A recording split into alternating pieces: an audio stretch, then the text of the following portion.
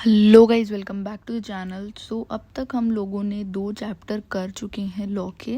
अब नेक्स्ट आज हम करने वाले हैं investment and loans, and we will try कि आज हम ये कंप्लीट कर लें सो दैट आपको फिर क्वेश्चंस करने के लिए दिन मिल जाए। So we will start from here. Section 186 of the act provides loan and investment by the company. So किस सेक्शन के अंदर आता है? 186 के अंदर आता है। A company shall, unless otherwise prescribed, make investment through not more than 2 layers of investment companies.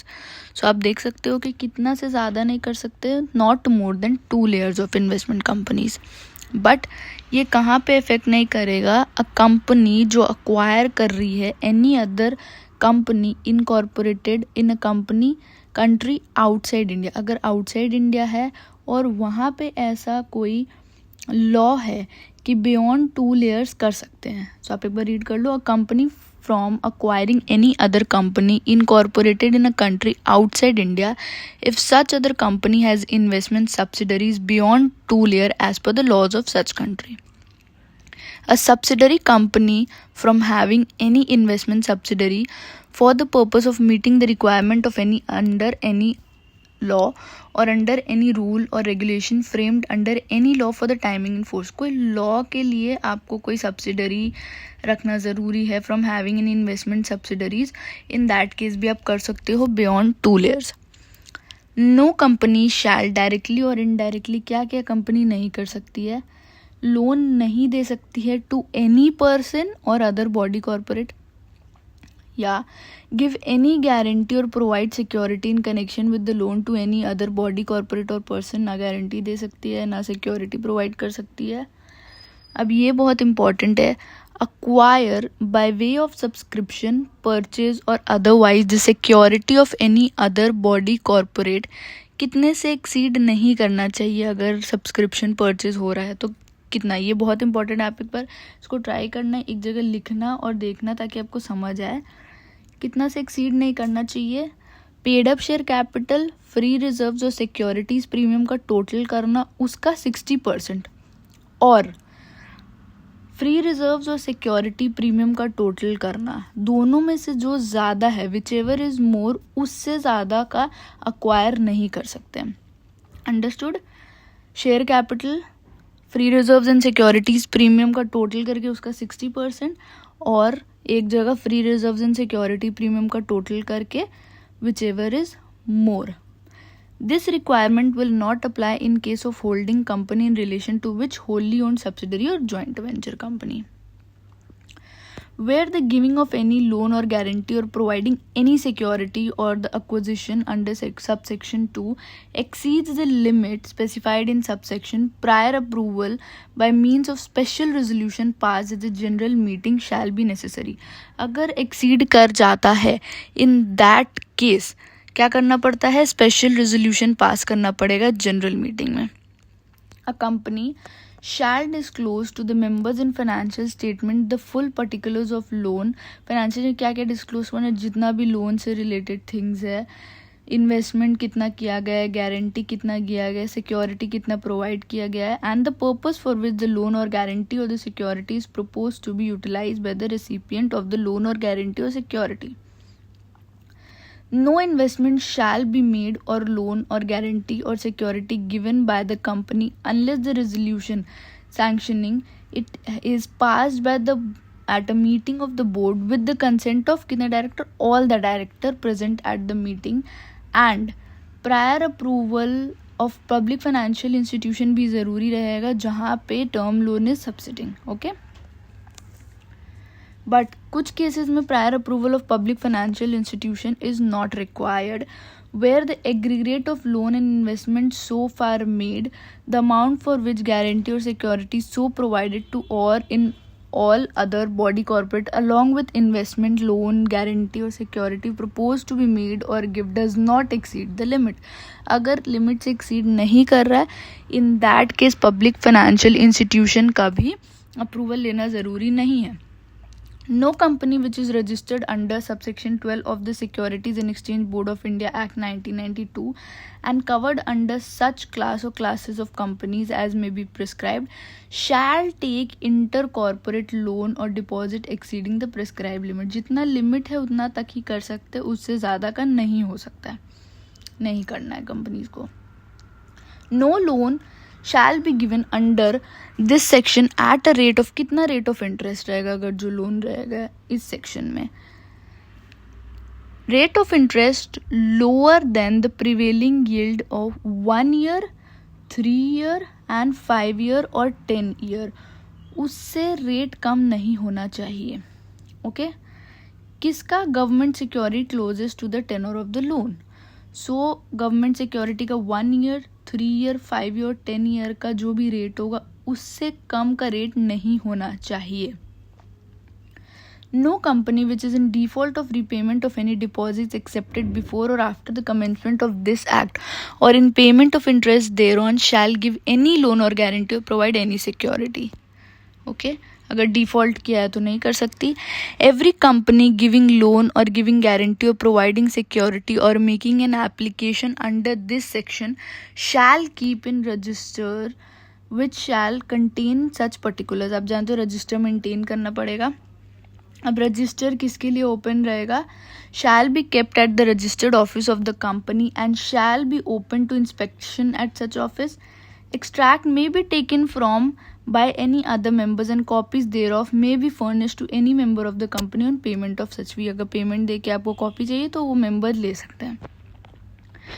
इस सेक्शन कहाँ अप्लाई नहीं होगा? Nothing contained in this section except subsection 1 shall apply to a loan guarantee given or security provided by किसको? Banking company, insurance company को. ये सबको नहीं लगता है. आप ये फर्स्ट और सेकेंड पॉइंट एक बार अपने रीड करना. The central government may make rule for the purposes of this section. और भी कुछ रूल्स बना सकती है अगर बनाना चाहे तो, और अगर कॉन्ट्रवीन करती है तो कितना से पनिशेबल होगा आप वो भी देख सकते हो. So next is investment of company to be held in its own name. All investment made or held by the company in any property or security or other asset shall be made and held in its own name. तो अपने नाम पे होता है. Provided that the company may hold any shares in its subsidiary company in the name of any nominee or nominees of the company if it is necessary to do so to ensure that the number of members of the subsidiary company is not reduced below the statutory limit. So basically आप ये example से समझोगे. मैं ये example जो दिया यही समझा देती हूँ आपको. ABC लिमिटेड होल्ड करती है 100% ऑफ XYZ लिमिटेड जो एक प्राइवेट कंपनी है. Okay where at least private company में आपको पता ही है कि कितने मेंबर्स होने चाहिए? 2 मेंबर होने चाहिए और 2 members shall be there. ABC limited is 1 member. 1 member तो ABC लिमिटेड हो गई. अब ABC limited can therefore nominate कर सकती है someone as a shareholder but only 1, क्योंकि वो रिक्वायरमेंट के लिए बस एक ही और चाहिए तो रिक्वायरमेंट फुलफिल हो जाएगा. Since this is the minimum requirement of member which it will fall below the statutory limit of 2 members. So इसीलिए एक member appoint कर सकती है as a shareholder. Next, nothing in this section shall be deemed to prevent a company from depositing with bank. prevent नहीं कर सकती ये section company को किसी बैंक के साथ डिपॉजिट करने में any shares or security for the collection of any dividend or interest payable के लिए, from depositing with or transferring to holding or in the name of the State Bank of India or scheduled bank, from depositing with or transferring to any person any shares or security या holding investment in the name of depository. ये सबसे रोका नहीं जा सकता. Where any shares or security in which investment have been made by the company are not held by in its own name, the company को maintain करना पड़ेगा एक रजिस्टर जो contain करेगा particulars as may be prescribed and such register open रहेगा for inspection by the member or debenture holder of the company बिना किसी charges के. Okay. Next is acceptance of deposits, renewal, repayment, default and remedies. Deposits include any receipt. Deposit क्या होता है? Include करता कोई भी जो पैसा आता है बाय वे ऑफ डिपॉजिट और लोन और in any other form by the company, but does not include such categories of amount जो प्रेस्क्राइब किया जाता है in consultation with reserve bank of India. Okay. Next is prohibition on acceptance of deposit from public. No company can invite, accept or renew deposit under this act from the public except in the manner provided in this chapter. कोई भी company ना invite कर सकती, ना accept कर सकती या renew नहीं कर सकती डिपॉजिट्स को अनलेस जैसा मैनर स्पेसिफाई किया अगर वो फॉलो करना होगा तभी कर सकती है. Okay, provided nothing in this subsection shall apply to banking company को apply नहीं होगा, नॉन बैंकिंग फाइनेंशियल कंपनी को apply नहीं होगा, and to such other company जो सेंट्रल गवर्नमेंट रिजर्व बैंक के साथ कंसल्ट करके स्पेसिफाई कर देगी उन कंपनीज को भी अप्लाई नहीं होगा. A company may with the mandate of resolution in general meeting and subject to the rules as may be specified, as may be prescribed, accept deposits from its members on such terms and condition including the provision of security if any or the repayment of such deposit with interest as may be agreed upon with the company and its members. क्या क्या condition fulfil करना होता है? पहला, issue करना होता है एक circular to its members including therein एक स्टेटमेंट जो शो करेगा financial position of the company, जो क्रेडिट रेटिंग ऑब्टेन किया गया हो वो, द टोटल नंबर ऑफ कितने डिपॉजिटर रहेंगे, कितना अमाउंट ड्यू है towards deposit in respect of any previous deposit जो हुआ होगा accepted by the company and such other particulars in such form and manner. So सबसे पहले क्या है? इशू करना होगा एक circular. Filing of copy of circular along with such statement with the registrar within 30 days before the date of issue of circular. So circular के issue होने के 30 डेज पहले आपको अप्लाई करना होगा किसके साथ? रजिस्टर के साथ इस सर्कुलर का कॉपी. डिपॉजिट करना होगा ऑन और बिफोर 30th अप्रैल, याद रखना, each year such sum which shall not be less than 20% of the amount of deposit maturing during a financial year and kept in a scheduled bank in separate bank account to be called as deposit repayment reserve account. So basically deposit करना होगा कब? On और before 30th अप्रैल हर साल. ऐसा सम जो less नहीं होगा than 20% of the amount deposit जो मेच्योर होने वाले उस ईयर में उसका 20% से कम नहीं होना चाहिए, 20% से ज़्यादा ही डिपॉजिट करना होगा 30th अप्रैल या उससे पहले. किसमें? एक शेड्यूल्ड बैंक में जिसमें एक सेपरेट अकाउंट होगा जो नोन होगा as deposit repayment reserve account. Certifying that the company has not committed any default in the repayment of deposit accepted either before or after the commencement of this act or payment of interest on such deposit, and where the default has occurred the company made good the default and 5 years have elapsed since then. So basically certify करना होगा कि company ने कोई default नहीं किया है और अगर कुछ ऐसा डिफ़ॉल्ट हुआ भी है तो उसको सही कर दिया है कंपनी में और उस चीज़ को 5 साल हो चुके हैं. Providing security if any for the due repayment of amount of deposit or the interest thereon, including the creation of such charge on the deposit or assets of the company, provided that in case where a company does not secure the deposit or secure such deposit partially, then the deposit shall be termed as unsecured deposit. Basically जहाँ पे company secure नहीं करती है deposit को या partially secure करती है उसको अनसिक्योर्ड डिपॉजिट ट्रीट किया जाएगा, कोट किया जाएगा. किसमें? हर सर्कुलर में, फॉर्म में, एडवर्टाइजमेंट में और कोई भी डॉक्यूमेंट रिलेटेड टू जिसमें इन्विटेशन रहेगा या एक्सेप्टेंस ऑफ डिपॉजिट रहेगा, सब में वैसे ही कोट करना पड़ेगा. Every deposit accepted by the company को रीपे करना पड़ेगा विथ इंटरेस्ट, जैसे टर्म्स एंड कंडीशंस बताते हैं उस हिसाब से. With the company fails to repay the deposit या कोई पार्ट नहीं पे कर पाती है of any interest, subsection 3 the depositor concern apply कर सकता है किसको? To tribunal for an order directing the company to pay the sum due for any loss और डैमेज, उसको कुछ भी हुआ होगा incurred to him as a result of such non payment. अगर नॉन पेमेंट नहीं होता है तो डिपॉजिटर कंसर्न अप्लाई कर सकता है ट्रिब्यूनल को और डायरेक्ट कर सकता है कंपनी को कि वो पैसा पे करो, या उसका लॉस जो भी हो, उस वजह से उसको क्या डैमेज हुआ है नॉन पेमेंट के वजह से, उसके लिए पेमेंट करो। Okay, next is term and condition of acceptance of deposit bye the company. क्या टर्म्स एंड कंडीशंस होते हैं? सो बेसिकली मैं आपको ये ऐसे ही बता देती हूँ, आप एक बार रीड करना, आपको अपने आप वो चीज़ क्लियर होते जाएगा। सो कंपनी एक नॉर्मल टेन्योर क्या है जिसमें एक्सेप्टेंस ऑफ डिपॉजिट अलाउ रहता है? नॉर्मल टेन्योर होता है above 6 months but less than 36 months। First point में वही लिखा है कि अबव 6 month रहता है बट लेस देन 36 months रहता है।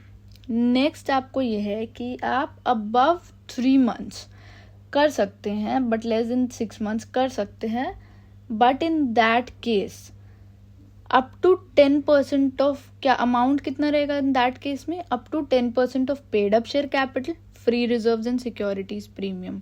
अबव 3 months अगर आपको करना है तो जो अमाउंट का लिमिट रहेगा up to 10% of paid up share capital, free reserves और सिक्योरिटीज प्रीमियम का टोटल करके उसका 10%। Okay, maximum limit of deposits outstanding क्या है? 35%। ओके, अब एलिजिबल कंपनी का मैक्सिमम अमाउंट ऑफ डिपॉजिट कितना रहता है? एलिजिबल कंपनी अपने मेंबर से 10% ही कर सकती है एंड नॉन मेंबर से 25%। बट किसका?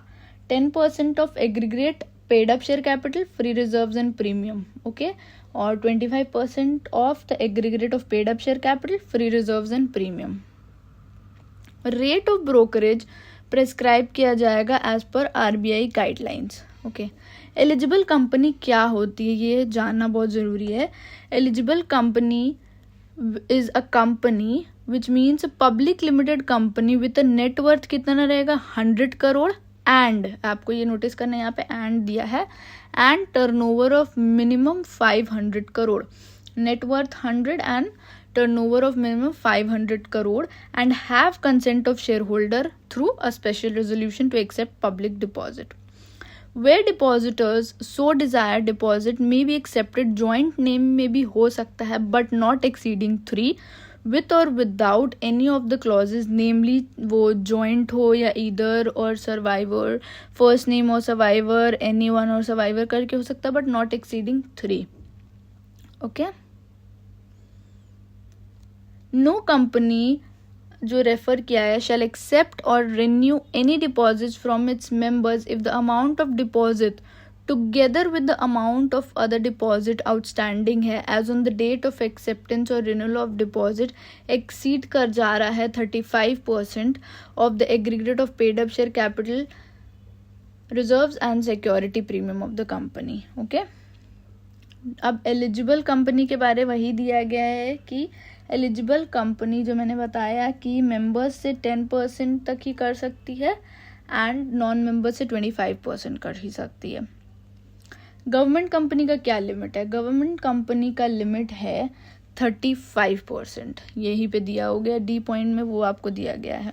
ओके, ई और एफ पॉइंट आप अपने एक बार रीड करना और समझने का ट्राई करना, नहीं समझ आता है तो आप कमेंट करना, because as I said before also कि आपने रीड करना बहुत इंपॉर्टेंट होता है।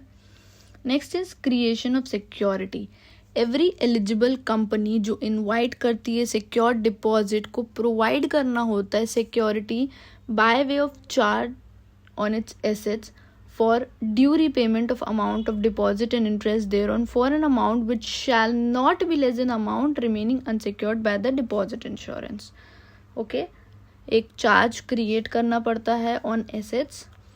The security for deposit shall be created in the favor of trustee for the depositor on specific movable property of the company, specific immovable property of the company जहाँ पे भी situated है, or any interest therein. Next is appointment of trustee for depositor. As you know, trustee को appoint करना बहुत ज़रूरी होता है। No eligible company shall issue a circular or advertisement inviting secure deposit unless the company has appointed one or more trustee for depositor for creating security for the deposit. So basically कोई भी eligible company issue नहीं कर सकती circular और advertisement inviting secure deposit जब तक उस company ने appoint किया है one or more trustee for the depositor. Trustee shall not be related to the director, ना ही वो डायरेक्टर से रिलेटेड हो सकता है, ना ही उसका कोई पेक्यूनरी इंटरेस्ट हो सकता है कंपनी में. Okay. The company shall execute a deposit trust deed in form DPT to at least 7 days before issuing the circular or circular in form of advertisement. So basically the company execute करेगी deposit trust deed किस form में? DPT 2 में. कितने दिन पहले? 7 days before issuing the circular. Okay. No person including the company that is in the business of providing trusteeship services shall be appointed as a trustee for the depositor if the proposed trustee कौन कौन नहीं हो सकता है? Director की managerial person और any other officer और employ of the company और if it's holding subsidiary associate में है is indebted to the company or its subsidiary or its holding या associate या subsidiary of such holding company या ही pecuniary relationship है, material pecuniary relationship with the company है, या उसने enter किया है into an guarantee agreement in respect of principal debt secured. Okay. No trustee for depositor shall be removed from the office after the issue of circular or advertisement and before the expiry of the term except with the consent of all director present at the meeting of the board. So basically direct depositor जो है वो remove नहीं हो सकता है after जब circular और advertisement issue हो गया है और before उसका expiry of term unless जब तक consent नहीं होगा of all the director present at the meeting of the board. Okay, provided that in case of company is required to have independent director, at least one independent director shall be present in such meeting. Next is duty क्या है trustee का.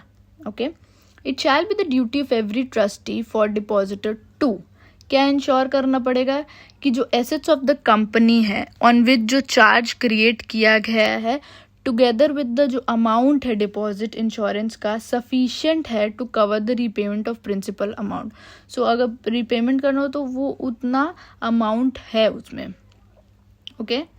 satisfy himself that the circular or advertisement inviting deposit not contain any information which is inconsistent with the term of deposit. मतलब सब कुछ follow हो रहा है, inconsistent नहीं है, कंप्लायंस फॉलो हो रहा है, उसको चेक करना होगा. इंश्योर करना है होता है कि कंपनी कुछ भी कमिट नहीं कर रही है, कोई भी breach. Okay. Take such reasonable step as may be necessary to procure a remedy for any breach of convenience of the trust deed or terms of invitation of deposit. जो भी necessary step लेना होगा. Okay. Take steps to call a meeting of the holder of depositor as and when such meeting is required. जब जब meeting होना ज़रूरी है तब तक steps लेना होगा और meeting बुलाना होगा. Supervise करना होगा the implementation of condition regarding creation of security for deposit. ऐसा कुछ एक्ट्स करना होगा जो नेसेसरी है ये सब करने के लिए.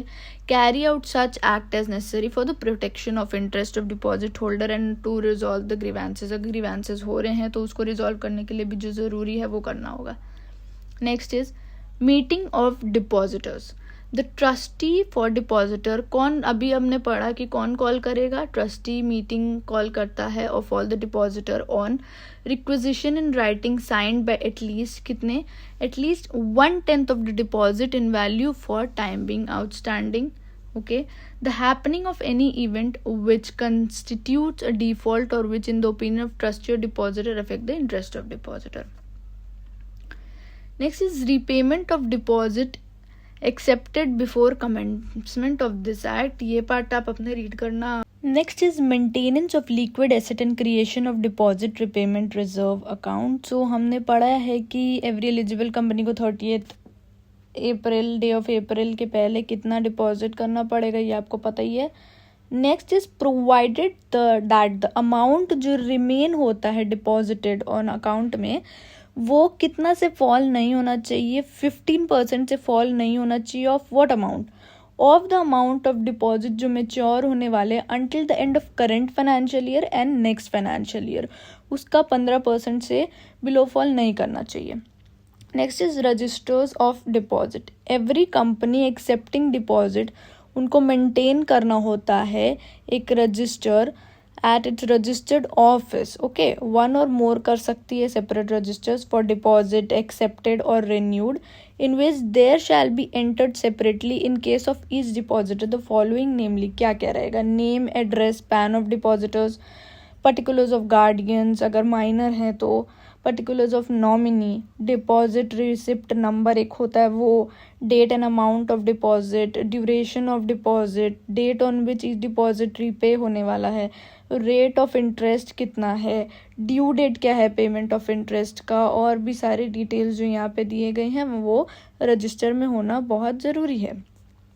Next is damages of fraud, where a company fails to repay the deposit or part of interest thereon referred to in section 74, and it is proved that the deposit had been accepted with the intent to defraud the depositor or for any fraudulent purpose, her officer of the company responsible who was responsible for the acceptance of such deposit shall, without prejudice to the provision contained in subsection 3 of the section and liability under section 447, responsible हो जाएगा without any limitation to the liability. बोलिए unlimited liability हो जाएगा for all or any of the losses or damages जो हुए हैं by the depositors. Okay.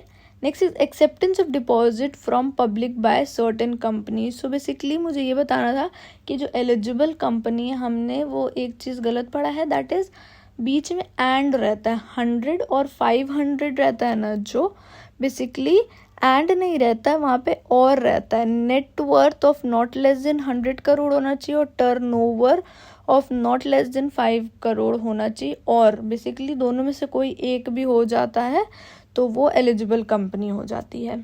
Okay, provided that such company shall be required to obtain rating, उनको ज़रूरी होता है from a recognised credit rating agency for informing the public the rating given by the company at the time of invitation of deposit from the public, जो ensure करती है adequate safety, and rating shall be obtained for every year during the tenure of deposit, हर साल.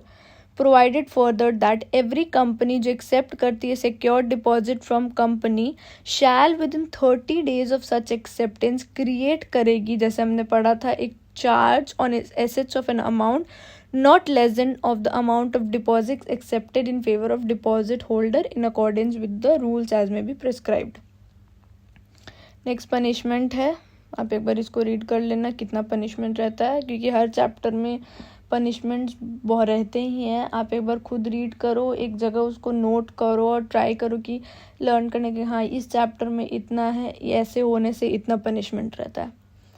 Next is public deposits and डेप्थ instrument. A company needs to take loan while running the company which is very common, आप जानते हो loan लेना पड़ जाता है. There are many sources of loan, ये भी आपको पता है. हाउएवर मोस्ट कॉमन इंस्ट्रूमेंट है डिबेंचर और बॉन्ड. सो उसके बारे आपको दिया गया है. A debenture is a type of long term डेप्थ इंस्ट्रूमेंट विच एक्नॉलेजेस डेप्थ. आपको पता ही, आप ये रीड करो, आपको पता ही है सबको मोस्टली डिबेंचर्स क्या होते हैं. टाइप क्या क्या रहता है, redeemable, irredeemable, convertible, non convertible, ये आपने पहले इंटर में भी ये चीज़ पार्ट पढ़ चुका है. सो आप एक बार, अगर नहीं भी आपको याद है, एक बार रीड करना, आपको याद आ जाएगा, ये सब ने इंटर में पढ़ा हुआ है. Okay, so this is it for today. हमारा ये भी चैप्टर कंप्लीट होता है आज. So I am giving you 1 to 2 days कि आप जाओ और इसके क्वेश्चंस प्रैक्टिस करो, because questions are very important. जब तक क्वेश्चन प्रैक्टिस नहीं करोगे एग्ज़ाम में नहीं समझ आता है, इसीलिए क्वेश्चन प्रैक्टिस करना बहुत ज़रूरी है. चाहे वो स्कैनर से आप करो, बुक के बैक क्वेश्चंस करो, या और भी बुक्स आप जहाँ से भी रेफ़र करते हो, please practice those questions. So this is it for today. Do subscribe because आगे भी वीडियो आती ही रहेंगी. ऑल्सो कुछ भी अपडेट होता है CMA से रिलेटेड, वो भी मैं अपडेट कर देती हूँ चैनल पे, तो आप सब्सक्राइब करके रखो, बेल आइकन प्रेस करके रखो. ऑल्सो जो इंटरव्यू देने वाले हैं या देंगे बाद में, उनके लिए भी वीडियोज़ आती रहती है, आप जाके चेक कर सकते हो। सो दिस इज़ इट फॉर